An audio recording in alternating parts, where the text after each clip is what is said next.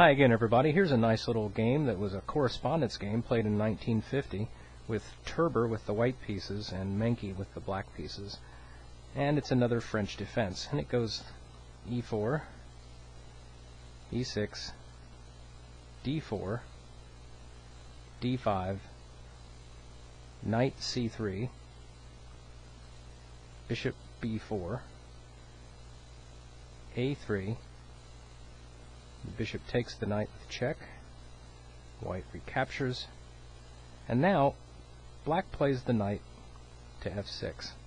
And I know a lot of people are saying, well, hey, wait a minute, why didn't black just take that pawn on e4 that wasn't defended? So let's look at that. Because if black does take that pawn, then white can play queen to g4, not only threatening the pawn again on e4, but also the pawn at g7 and threatening the rook in the corner. So that's why, instead of taking the pawn, black played knight f6. And so white moves the e-pawn forward, attacks the knight, and the knight retreats. Now white plays the pawn up to a4, probably to make room for his bishop to come in and maybe go to a3 and stop black from castling, perhaps. And black plays the pawn to c5. Now white goes ahead and does bring the queen out to g4 and threatens the pawn at g7. And black just plays the king over to f8. And again, I know a lot of people are probably saying, why didn't black just castle? That would have been simpler.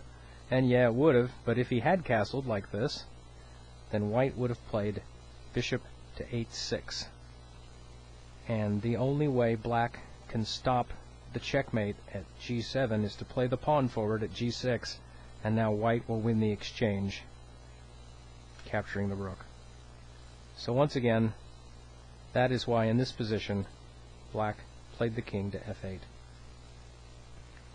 And now white played his h-pawn up, obviously to bring his rook up, and black played the queen out to c7.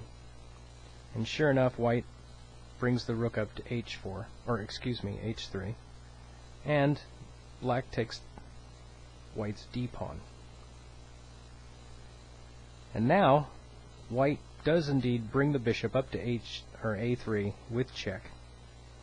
And the king still wants to defend the g-pawn, so he just moves the king over to g8.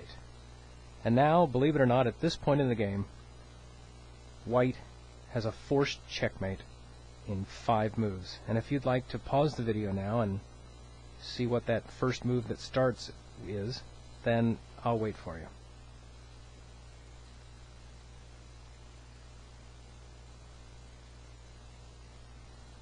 Okay. The forced mate goes like this. Queen takes g7 check. Of course, the king has to capture. Now the rook swings over to g3 with check. And again, black now only has one move, and he has to move the king to h6. Now, white brings his bishop back down to c1 with check. And again, the king has to move forward to h5. And now white's other bishop pops in at e2 with check. And again, black only has one move. He has to take the pawn at h4. And then white delivers the final blow, rook to h3, checkmate.